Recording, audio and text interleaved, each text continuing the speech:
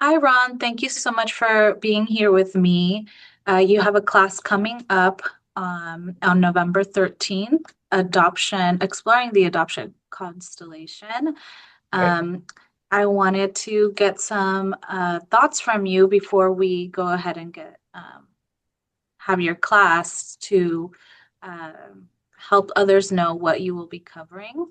So, Great. for people who may be new to this topic, what exactly do we mean by the adoption constellation, and why is it so important to understand all of the roles within it?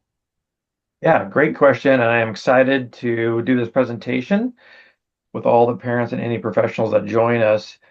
When a child joins a family by adoption, the all the people that are in the life of that child make up what we call the adoption constellation.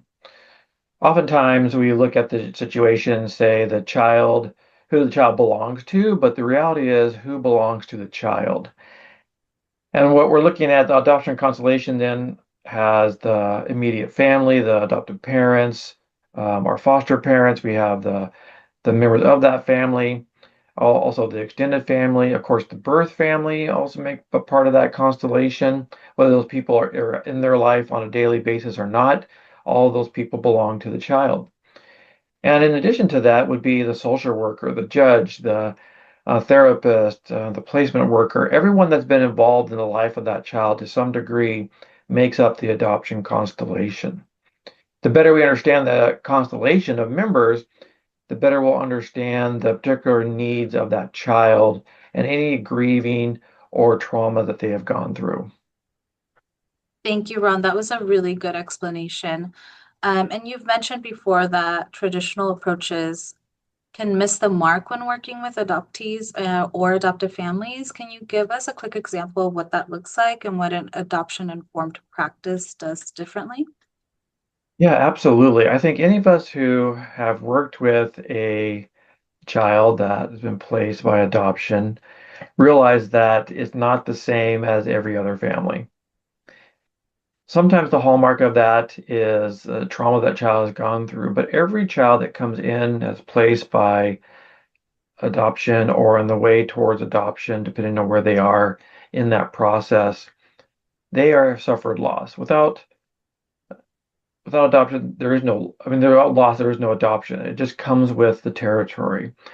And so we can't approach the situation like we would do in other traditional approaches of social work or therapy or education or parenting. So traditional parenting, for example, isn't going to be as effective as an adoption informed parenting or therapy or social work. So we need more adoption related or adoption informed practices. This would include things like understanding attachment, understanding trauma, understanding grief and loss, and how those stages are going to impact everyone within it. And of course, within that piece of it is the central identity of that child and how that identity is being formed. Thank you, Ron. That's also a really great answer. I think it gives really good insight into the class. And is there any takeaway you hope participants can walk away with after your session? Yeah, I'm hoping that as we go through this process, everyone will have a clear understanding of what the roles that they play and the needs that everyone has in the child's life.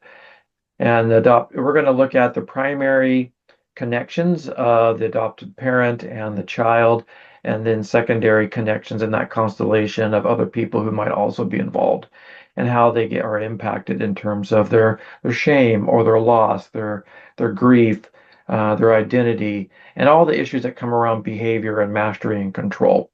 So parents will have a greater sense of some tools. I always try to do practicality. So if we can get a few tools into someone's toolbox to better equip them, I'll be happy. That's great, Ron. Thank you so much. I think that gives us a really good idea of what to expect, and I hope everybody can join us on November Me too. 13th. Yes. And we're looking forward to having you, Ron. Thank you so much. Me as well. Thank you, Juliana. Mhm.